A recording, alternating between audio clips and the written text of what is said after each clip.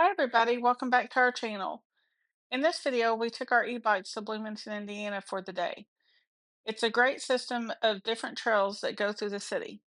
Hopefully you enjoy this video and something in it sparks your interest in the trail enough for you to take your bikes there as well.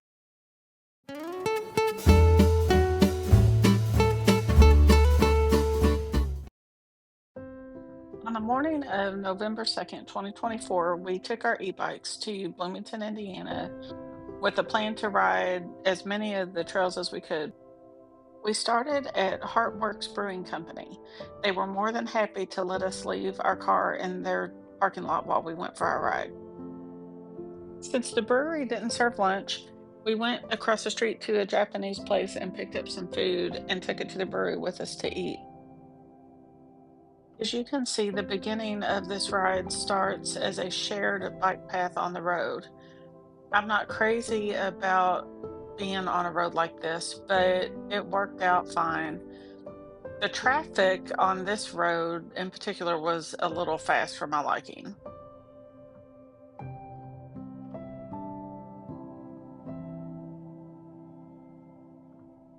Once we turned onto some of these side roads, there wasn't near as much traffic. And despite what the video looks like, because it's been sped up, the traffic wasn't going near as fast. As I said earlier, Bloomington has several different sections to their bike trails. This section is called the BLine Trail.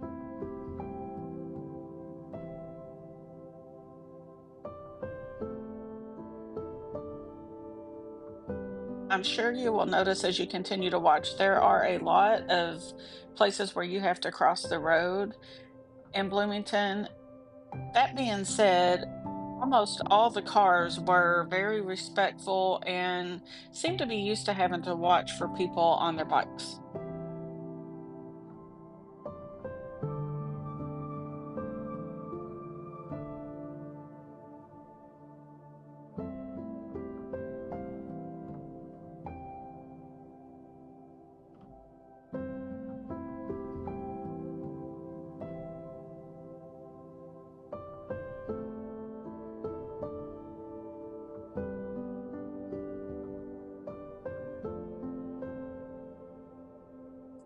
Scenic is the app that we use to track everywhere we're going, whether it be in the Miata, on our e-bikes, in our other car, or even in a rental car. If we are out driving, we usually track where we're going.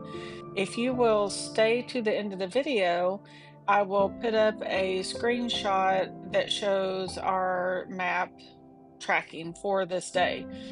There are four trails involved. Those trails are the B-Line, which I've already mentioned, the Bloomington Rail Trail, which sometimes it and the B-Line are named together. And then there's the Clear Creek Trail and the Limestone Greenway. We did touch a little bit of all four of those. At the end of the video, I will also place a screenshot of the stats. The Scenic app also keeps track of how many hours or minutes you have driven, plus your mileage, and then your top speed and stuff like that. So there'll be a picture of that at the end of the video as well.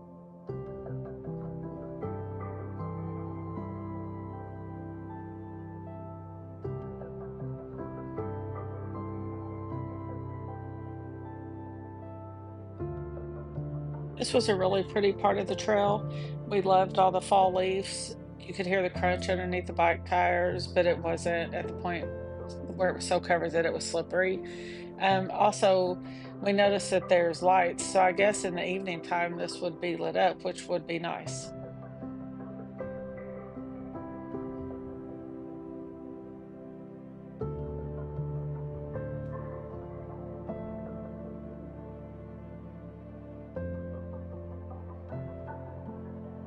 We are getting ready to come up on the end of this part of the trail. Here we met another couple and stopped and talked to them for a little bit, but I also took a minute to put my gloves on. I was not aware because we started standing in the sun how cold my hands would get once we started moving on our bikes.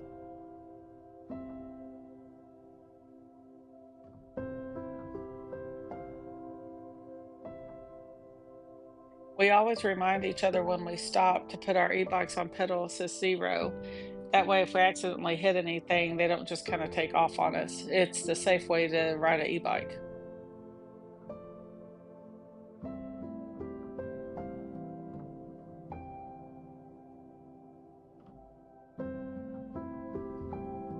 I was so thankful that I had ended up remembering to bring my gloves.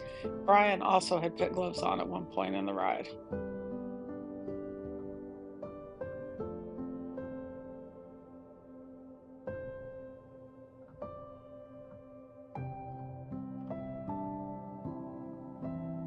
This was a really nice couple. We talked for a little while about our bikes, how much we loved e-bikes, and some of the other trails or bike paths that we have ridden on. It was nice to see other people out doing the same thing we were doing.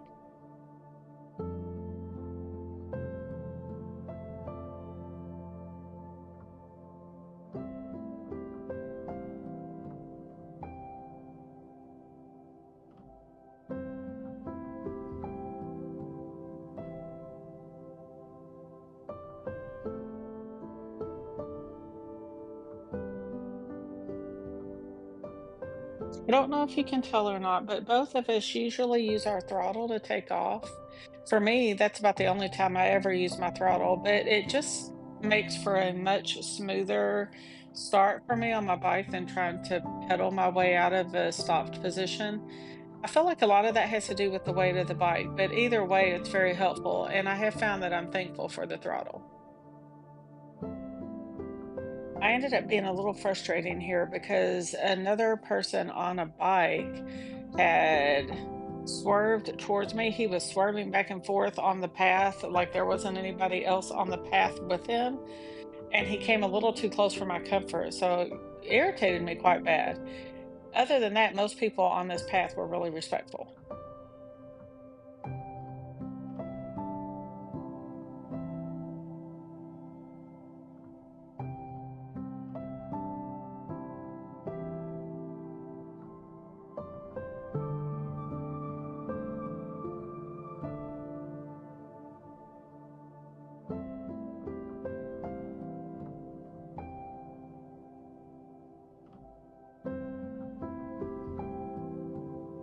This was overall a really nice ride. The paths were nice and smooth in most places. It was nice and wide. The people were really respectful and nice, as I've said before. It actually made this video a little hard to edit because I didn't want it to be too long, but I also didn't want to cut out sections that might be relevant to some people. After all, the whole point of doing these videos is so people can see these rides and hopefully take a time to go enjoy these paths on their own. There's a lot of money and hard work and time that gets put into making these paths beautiful for us to enjoy.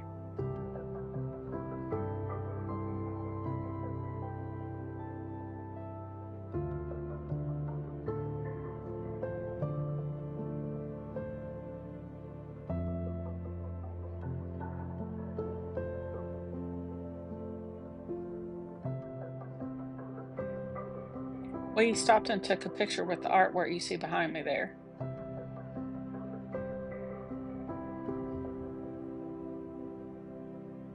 Again, there were a lot of pretty busy streets to cross on this path.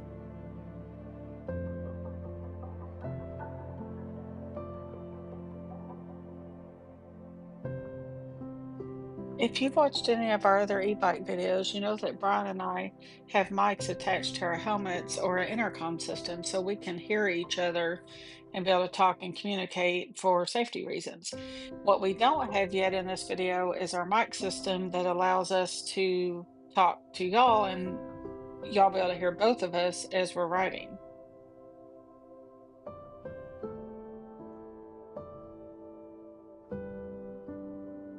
Up until this point, the trail had been paved the whole way. Since this was our first time on crushed stone, we were not really sure what to expect. This is the kind of surface that I definitely feel like I want to go a little slower on. There ended up being some pretty big rocks on this part of the path. It's funny because at this point in the ride, Brian and I have JBL speakers on our bikes that sync with each other. And at this point, the song Staying Alive was playing. And I was joking around with him, telling him, that's all I'm trying to do today is just stay alive.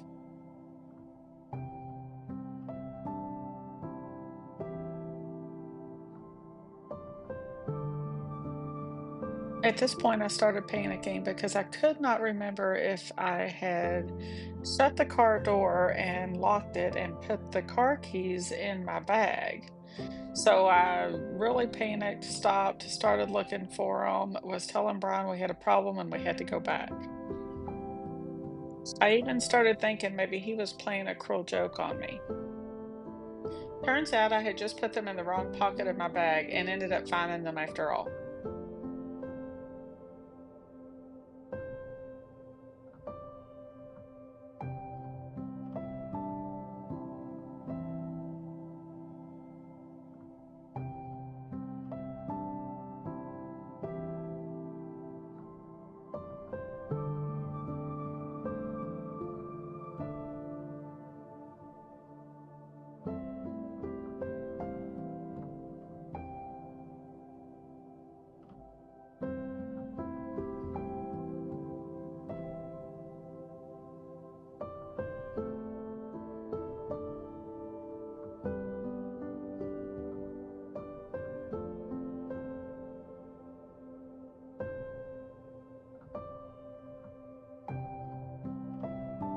This part almost started to seem like maybe we weren't even on a bike path anymore. It was very thin, dirt path, just kind of surprising, but still all worked out fine and gave us something new to experience. Plus, we got to see some horses, which is always an added bonus.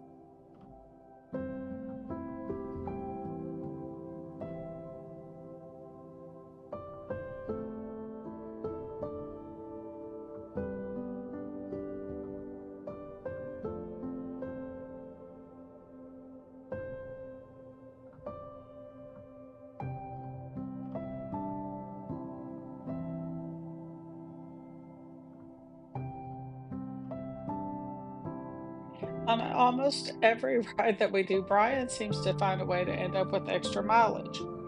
Here you can see how he makes that happen. While I'm busy trying to keep all the electronics up and going, the Scenic app, GPS on the phone to know where we're heading, the camera, all that stuff, he just rides and rides and rides, usually in circles like he's doing here. So this is how he gets extra mileage.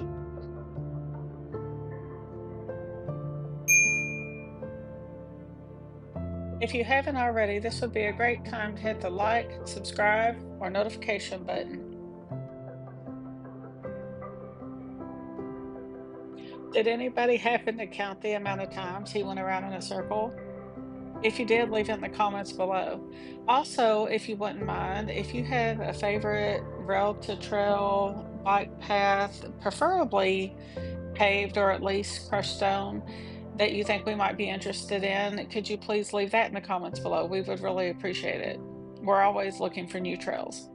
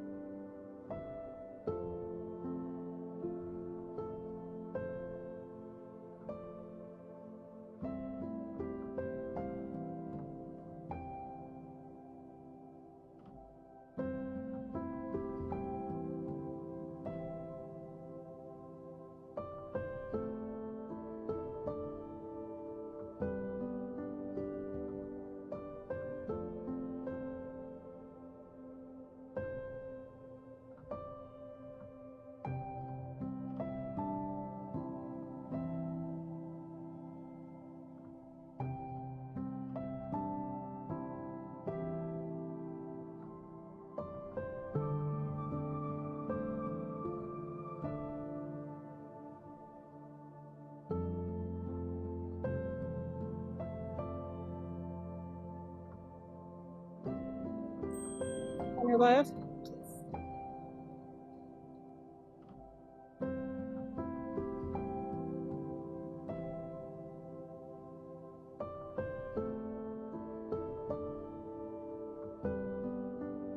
On the other side of this street is one of the trailheads. I'm not sure the name of it, but it would be a good place to park. In my opinion, this part coming up was a very pretty part of the ride. It was a beautiful fall day, bright sunny skies, obviously beautiful blue in the sky, a few little clouds, but just a beautiful fall day all the way around. And this part of the trail was just really, really pretty.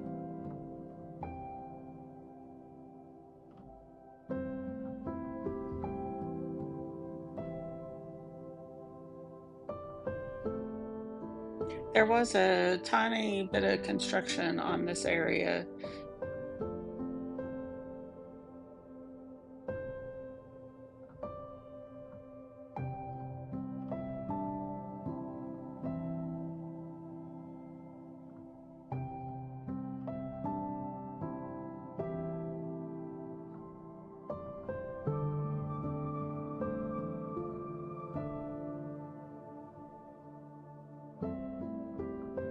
Going underneath this overpass was kind of fun and interesting. We weren't sure where it was going to lead us to, but when you get up to the top, we had a choice to either go left or right. It is bike path, but it's really close to a heavily traveled road, which made me very thankful that there was a designated bike path that wasn't actually down on the street with the cars.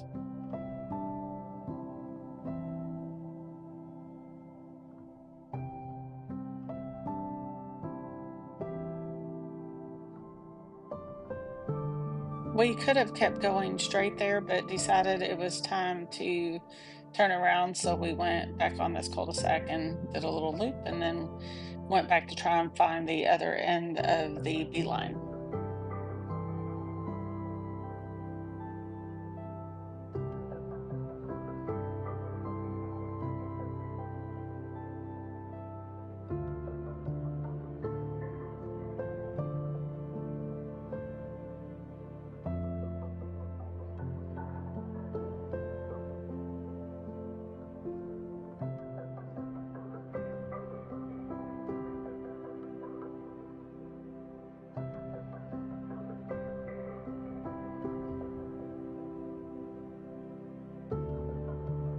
As we turn back onto the beeline here, a person on an electric scooter that was going way faster than we were went flying past me.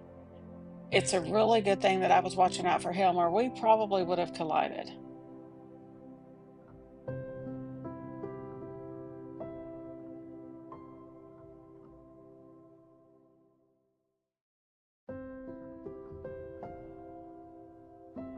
We turned here because we wanted to go on the opposite side of Switchyard Park. As we started our ride, we had already been on the other side of it.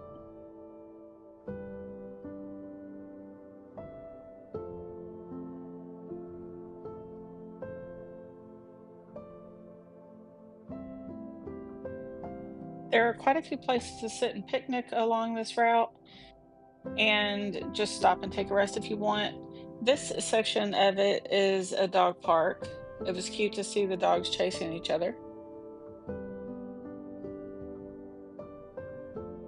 It was a big dog park. Here's another dog chasing the biker in front of us along the fence.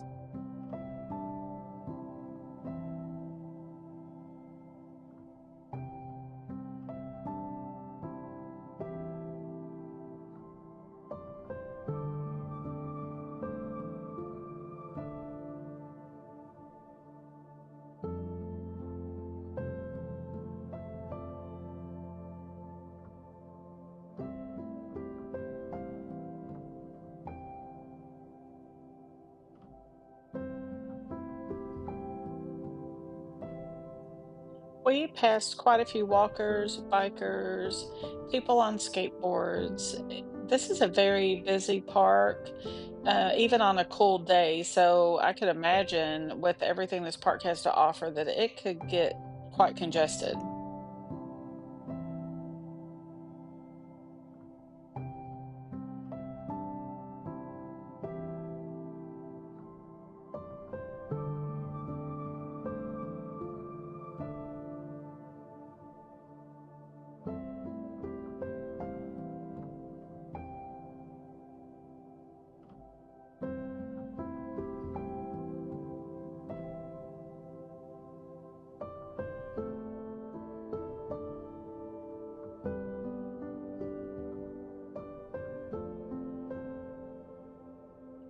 Here we are coming up on some more tables, benches, bike racks, and the skate park.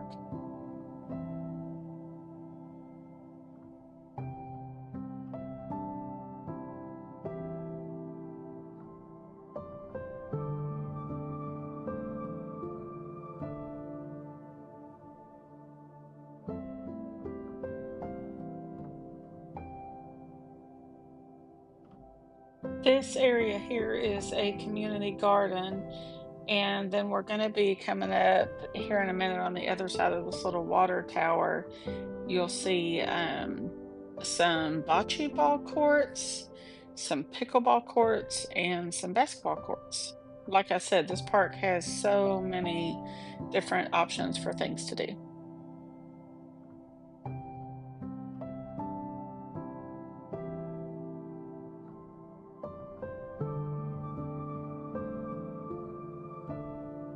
It literally goes straight from one activity to the other. There's the bocce ball courts. Right on the other side of this divider is the pickleball courts.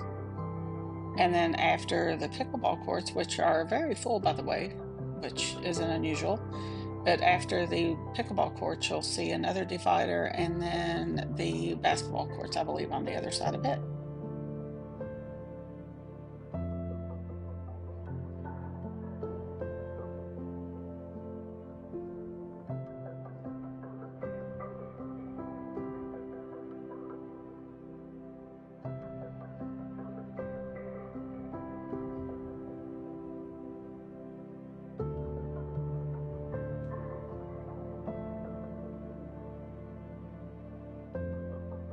There are so many sidewalks off of this bike path that are leading to other things like restrooms and the courts and all that, that it makes it really easy to take a wrong turn and then you have to turn around. This is one of those times for us.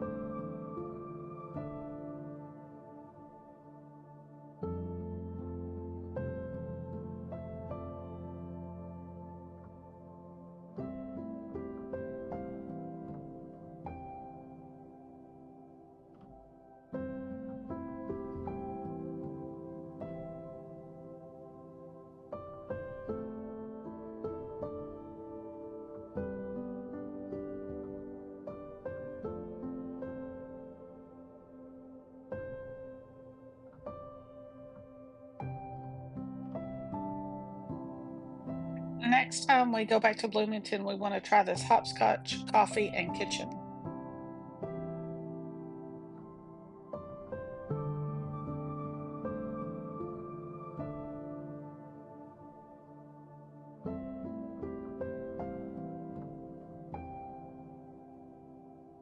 It was a tight squeeze here, but we always are cautious, use our bell, and say on the left as we are passing people.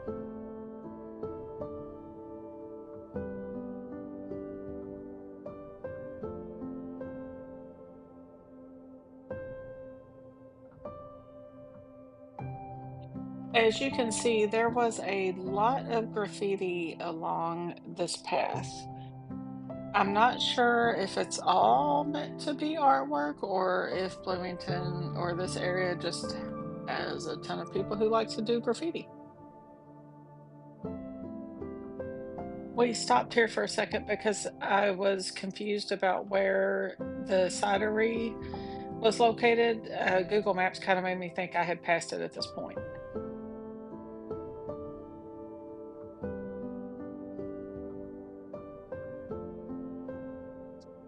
Some areas along this trail through town are still a work in progress. They are doing a lot to improve the areas around it. There's one section coming up here on the left where they are actually adding some kind of large, like porch swings. That there's quite a few of them under a patio area, so that was kind of neat to see. But just along the whole path, there was quite a few sections where they were doing construction, and you could tell that it is for improvements along the trail.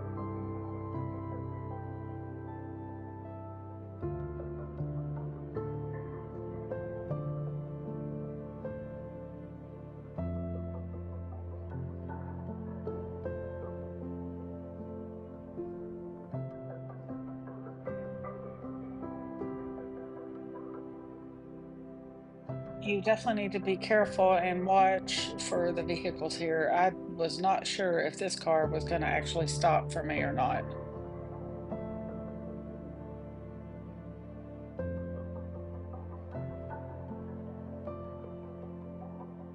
Here we are at Friendly Beast Cidery. It took us a minute to find it because Google Maps made it look like it was actually in the area by Kroger, but here we are. And so we stopped and took a break for a little bit. The ciders were pretty good, and we enjoyed the rest for a minute. As promised earlier, here are the stats for the day. We ended up doing about 21 miles. And then here is a map that shows our path and all four trails that we were on. Thank you again for watching. Hope you enjoyed being along for the ride.